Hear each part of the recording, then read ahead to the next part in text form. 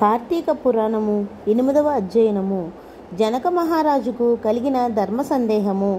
అట్లు చెప్పిన వశిష్ఠుని చూసి జనక మహారాజు, మునీంద్ర, మీరు నాకు ధర్మ సూక్ష్మములను తెలిపినారు, పాతకములలో గొప్పవేవో తెలిపినారు. అయితే వర్ణసంకరము కలిగించు మహాపాపము లాచరించు దుష్టులు వేద త్రయోక్తములగు ప్రాయశ్చిత్తములను గావించుకొని పాప విముక్తులగుదురని ధర్మశాస్త్రములందు చెప్పి ఉండగా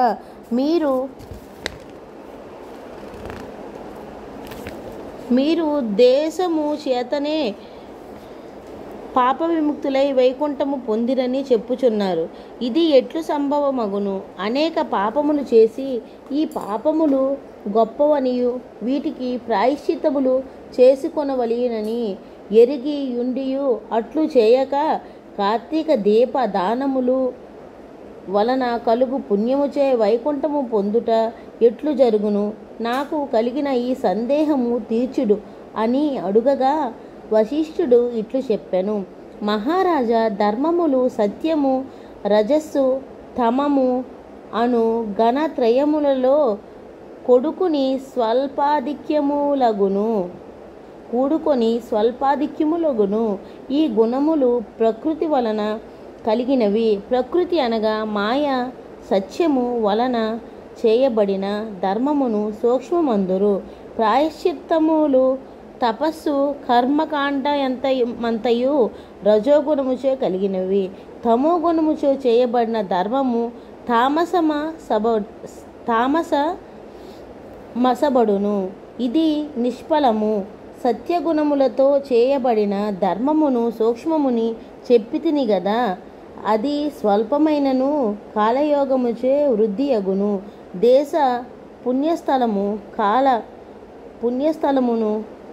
పుణ్యసమయము పాత్ర సద్బ్రాహ్మణుడు అను విచారించకయు విధి రహితమగును, మంత్రరహితమగును. చేయునటి ధర్మము తామసబడును. ఇవి ఎంత గొప్పవైనను పాపమును పోగొట్టు శక్తి గలవి కావు. దేశ కాల పాత్రలను గమనించి చేసిన ధర్మము అక్షయమై మోక్షమగును. ధర్మము అధికమో స్వల్పమో అను విషయమును కాలమును బట్టి విచారించి నిర్ణయించవలెను. కర్మ పద్ధతి ఇట్టిదని నిర్ణయించుటకు వీలు కాదు. దేశ కాల విచారణ చేసిన ధర్మము సుఖమునిచ్చును. తెలిసి గాని తెలియక గాని దేశకాల పాత్ర విచారణ చేసి ఆచరించిన ధర్మము అక్షయ ఫలమొసగును. గృహమంతయు చీకటి వ్యాపించగా చిన్న దీపమును వెలిగించినంతనే ఆ చీకట్లు నశించుచున్నట్లు అజ్ఞానముచే గాని జ్ఞానముచే గాని చేసిన పాపము అధికమైనను స్వల్పమైనను హరినామ సంకీర్తనచే నశించును. ఇందుకు దృష్టాంతముగా ఒక కథ చెప్పుచున్నాను, వినుము. అజామిలుని కథ. పూర్వము కన్యాకుబ్జమను క్షేత్రమందు సత్యనిష్ఠుడను ఒక బ్రాహ్మణుడుండెను. అతడు వేదాంగ పారంగదుడు. అతని భార్య పతివ్రత, ధర్మాత్మురాలు.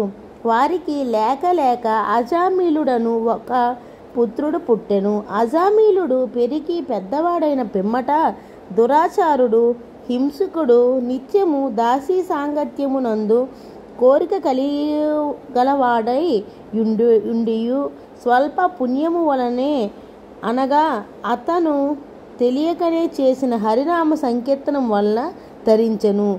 అజామిలుడు యువకుడైనప్పుడు ఒక దుర్మార్గుడైన బ్రాహ్మణుని ఇంటనొక దాసి ఉండెను.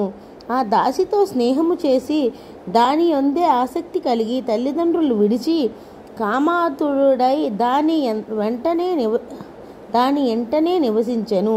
ఇట్లు జరుగుచుండగా అజామిలుని ప్రియురాలగు నా దాసి ఒకనాడు కళ్ళు త్రాగవలెనను తలంపుతో తాటి చెట్టు ఎక్కి కాలుజారి కింద పడి మరణించెను. అది మరణించినందుకు అజామిలుడు చాలా దుఃఖించెను. కొన్నాళ్ళు జరిగిన తరువాత పాపాత్ముడైన అజామిలుడు యవ్వనాంగియగు నా దాసి కూతురును చూసి మోహించి తన పుత్రికయను తలంపు విడిచి దానితో శృంగార క్రీడలు సల్పుచు ఆనందించుచుండెను.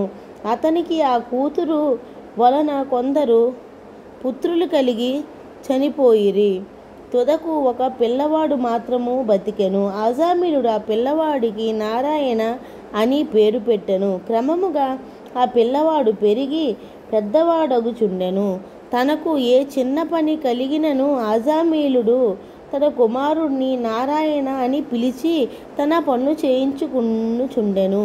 పిమ్మట కొంతకాలమునకు అజామిలునకు మరణ సమయ మాసన్నమైనంతలో అతనిని తీసుకుని పోవుటకై చేతుల యందు ఆయుధాలు ధరించి భయంకరముగా నున్న యమదూతలు వచ్చిరి.